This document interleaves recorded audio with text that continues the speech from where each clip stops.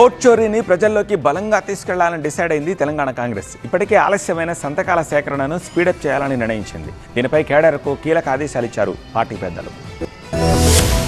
TPCC ప్రతినిధులతో జరిగిన video conference లో ఓట్ చోరీపై సంతకాల సేకరణ గురించి చర్చ జరిగింది. రాహుల్ గాంధీ ప్రారంభించిన ఓట్ చోరీ పోరాటానికి మద్దతుగా రాష్ట్ర వ్యాప్త సంతకాల సేకరణ కార్యక్రమాన్ని వేగవంతం చేయాలని యూత్ కాంగ్రెస్ నాయకులకు ఇప్పటికే దిశానిర్దేశం చేశారు TPCC chief Mahesh Kumar Goud.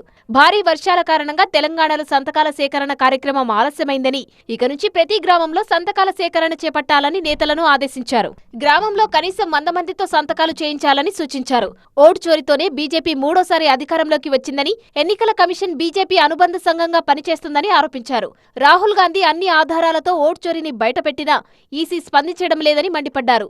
BJP vote చోరీ ఎలా చేసిందో ప్రజలకు వివరించాలని నేతలకు సూచించారు మహేష్ కుమార్ గౌడ్.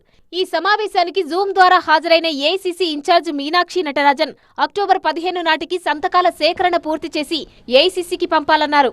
ఈ విషయంలో నాయకులు అందరూ ప్రత్యేక శ్రద్ధ తీసుకుని ప్రతి గ్రామంలో 100 మందికి తక్కువ కాకుండా సంతకాల సేకరణ చేపట్టాలని సూచించారు.